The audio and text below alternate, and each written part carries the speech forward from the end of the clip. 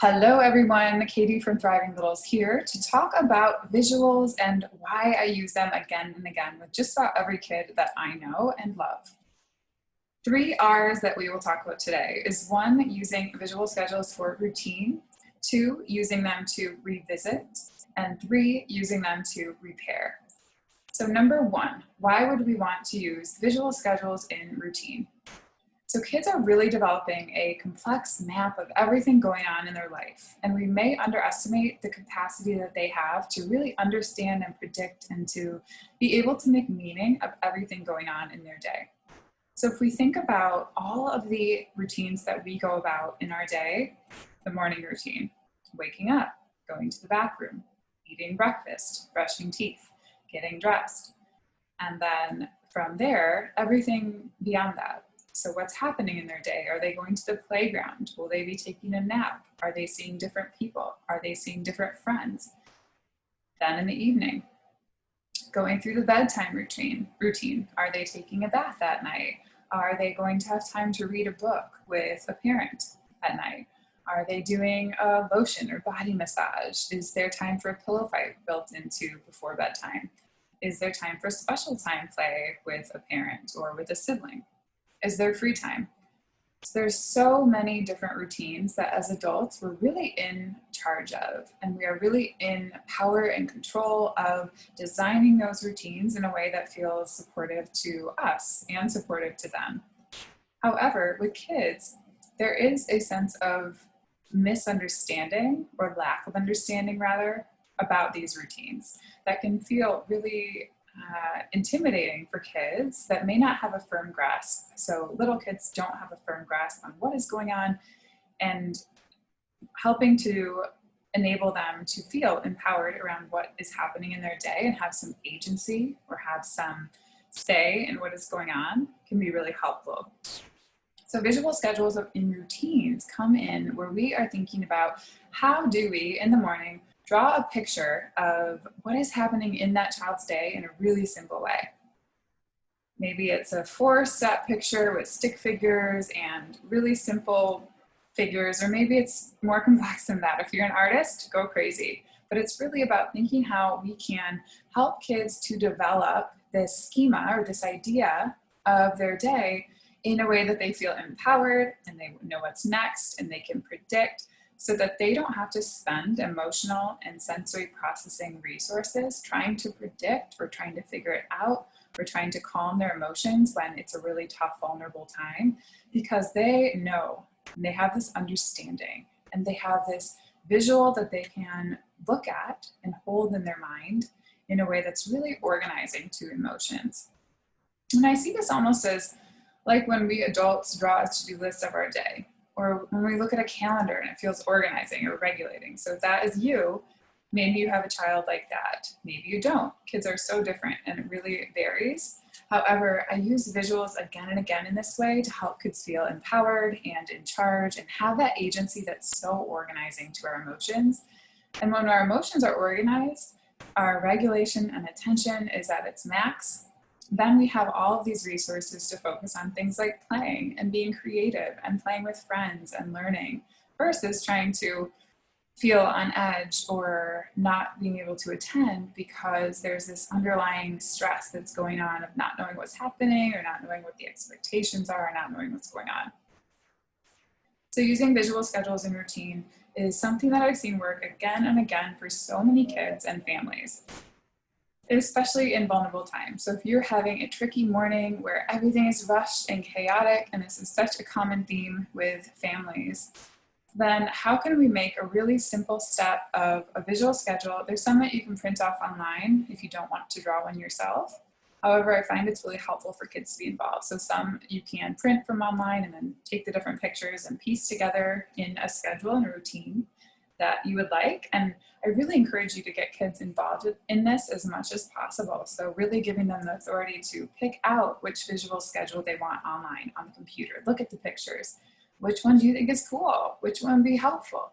I wonder if this would help. I wonder if this would be fun for you. Let's do this together. We can figure this out. I know mornings have been really tough lately and we can do this. Or a bedtime routine.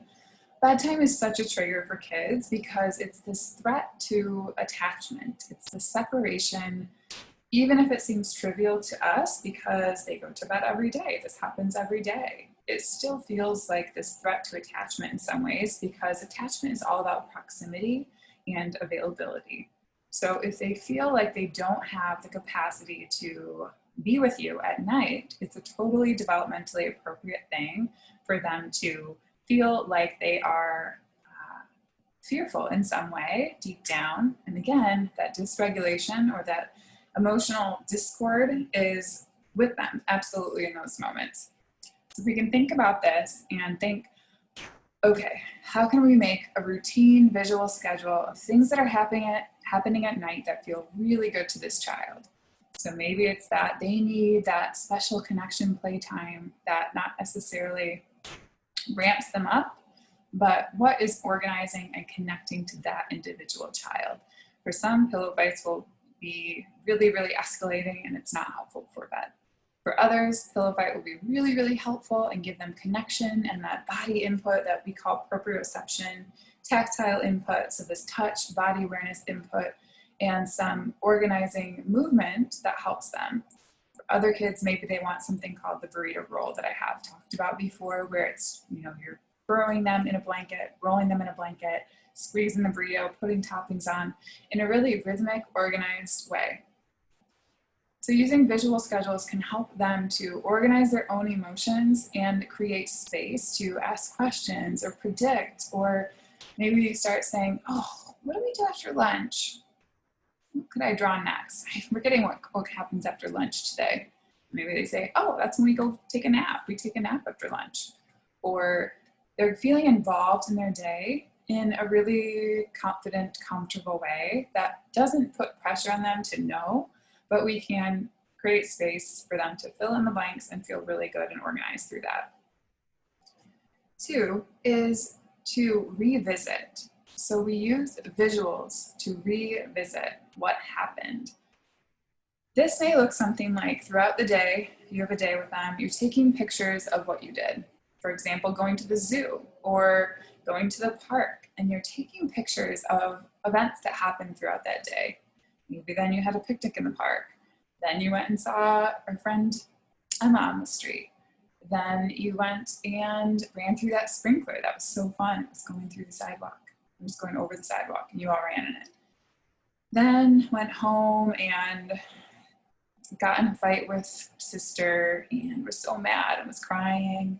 And I don't know if we want pictures of that necessarily, but maybe take a picture of whatever object it was that we were arguing about. So not just the rosy, shiny stuff, but all the memories put together with especially that rosy, shiny stuff built in. So we want it to feel fun and connected and positive and really maximize those moments while giving space for the child to really think about sequencing that day and really making meaning of what happened. So emotions and memories are directly linked. So the more that we can help kids to have a rich understanding and really make meaning of memories and what happened, and when we were just so lit up by them going down that slide, or they were really, really laughing with their friend, or they loved that bug on the leaf and they watched it so much, or they found that really cool caterpillar. Whatever it is, if we can take pictures and revisit what happened that day afterward, maybe even printing them out, putting them in order. So yes, this isn't an everyday thing, but you get the idea. It's that we want kids to be able to think back on their day and reflect in a way that maybe in the future they could put those pictures together in a sequence and have this really rich visual of everything that happened in their day in their mind. So thinking about it as a way that we can help the child hold these symbols in their mind or hold these images in their mind in a way that helps them to organize is really powerful. So with comprehension or communication development or really understanding the world, we want kids to be able to look back in a comfortable way and revisit what happened, because this will help them to stay in these moments in the future and generalize these skills to other areas, such as staying in their life and being present and having attention and having the capacity to do that.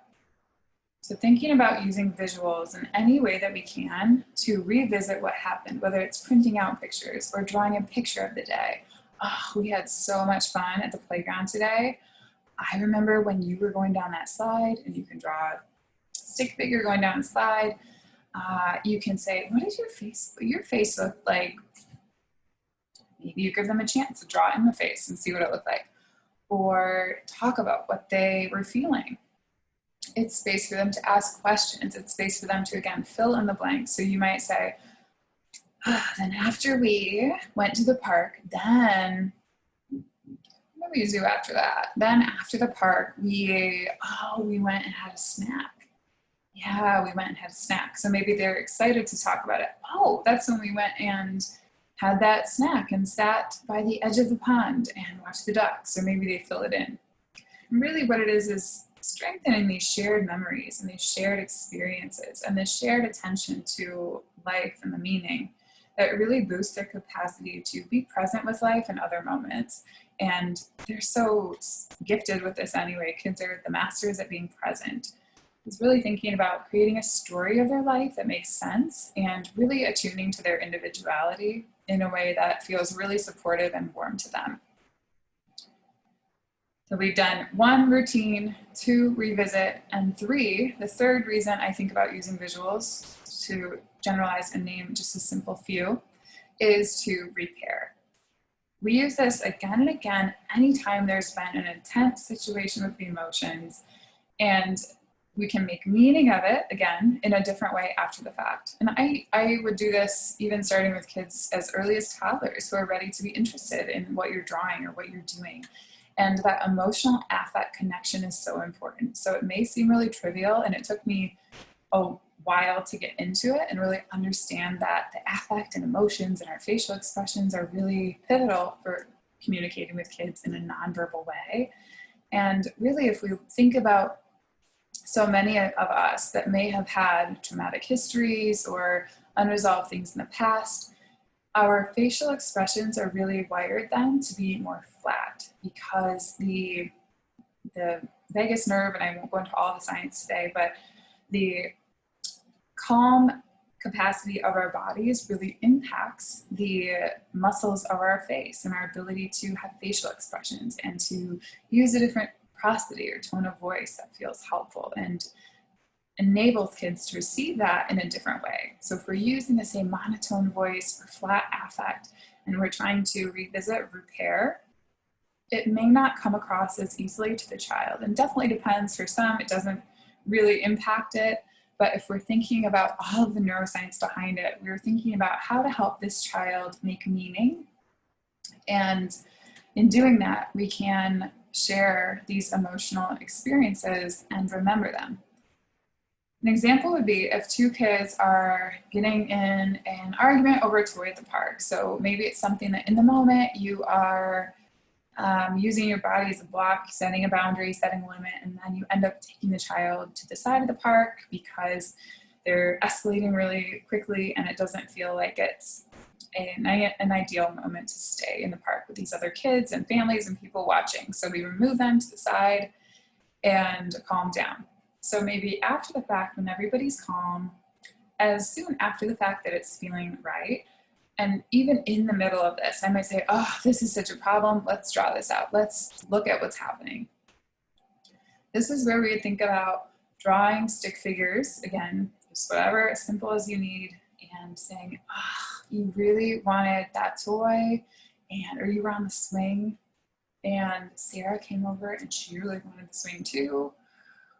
And then you draw Sarah, you draw Tom, or whatever kids you have in the picture, and draw their faces and leave space for them to interpret the way that they were feeling. Maybe they can't. Maybe they just want to draw a really quick, sad, angry thing. So I might say, just draw something like, let's see, I'll draw really simple. So something like that, where it's just an angry face and a sad face. And you can draw these stick figures, or you can just draw faces, whatever you have time for, whatever is making sense to you in that moment and whatever the child's interested in. So I find that kids are so into this when we really see them in their emotions. And starting young is so ideal because then there isn't this sensitivity around talking about it that develops and that so many kids are really sensitive to. So drawing the emotions, just saying, oh, you wanted that swing, Sarah wanted that swing. What a problem. This was a problem today. And saying something like, you know, maybe if Tommy pushed Sarah, we could say, I wonder, oh, Sarah then fell down and she was sad. Oh, I wonder if she's okay. I hope she's okay. I wonder if we should check. Or if it's later after the fact, I wonder what we could do next time because we can't push people. Yeah, we can't push. I know you felt so big in the moment. You pushed, you used your hand, you pushed. And saying that it's you know, we do need to figure it out. This happens with friends hit sometimes, we're figuring it out. Friends say things they don't mean sometimes, whatever it is. Really instilling this humanity versus saying you're bad in some way because you hit, she'll never forgive you, or we're responsible for Sarah's feelings, or whatever it is. So thinking about how to draw a simple picture for them to make meaning and expand their capacity to sit with that uncomfortable stuff that comes up in their bodies, because emotions are really big sensations in the body, and all emotion and sensation is linked. So if we can help them to label or name or understand what is happening in their body in a way that feels manageable to them, the idea is that by boosting their capacity to do this, we are expanding their ability to stay in the emotion or stay in that uncomfortable stuff outside of the moment in all different ways. So those are some really basic ways that we can incorporate visuals into the day through routine, through revisiting, through repair. If this was helpful, please like and subscribe. I'd love to have you along on the channel. And really, I think about how kids are holding all these images in their mind in a way that they can talk about it and reflect and have experiences and really make meaning of this life in a whole different way. So thanks for watching, and comment below if you have any questions or any follow-up questions you have that I would love to see a video on, and I look forward to hearing from you.